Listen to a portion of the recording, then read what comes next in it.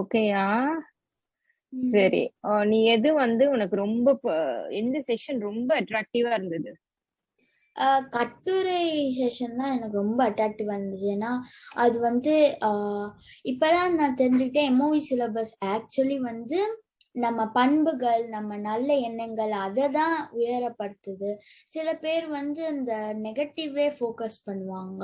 ஆனா இப்ப நான் தெரிஞ்சுக்கிட்டேன் அது மாதிரி பண்ணக்கூடாது. அப்புறம் கனவா எண்ட் பண்ணக்கூடாது, ரொம்ப பெரிய டிஃபரன்ஸ் மேக் பண்ணக்கூடாது.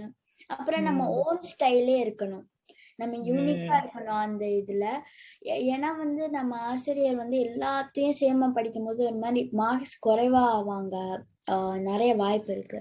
ஏன்னா எல்லாரும் சேமா எழுதுறாங்கன்னா, ஓ நீ மத்தவங்க மாதிரிதான் எழுதுற அப்படின்னு நினைச்சுக்கிட்டு மார்க்ஸ் கொஞ்சம் கம்மியா இருக்கும். அப்புறம் மொழி வேறுபாடு, அந்த டா அந்த இதெல்லாம் தெரிஞ்சுக்கிட்டேன். அப்புறம் எப்படி வேர்ட்ஸ் மிஸ்டேக்ஸ், அந்த வேர்டு மிஸ்டேக்ஸ்லாம் எப்படி பிழை திருத்தம். ஆமா, பிழை திருத்தம் எப்படி பண்ணுவது அப்படின்னு தெரிஞ்சுக்கிட்டேன். ஆமா.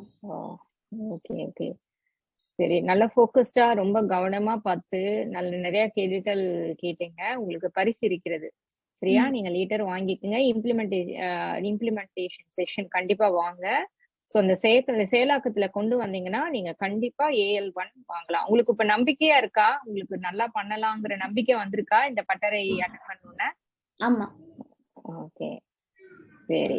ஓகே, ரொம்ப நன்றி. நீங்க ஹையர் தமிழ் மாணவியா? இல்ல.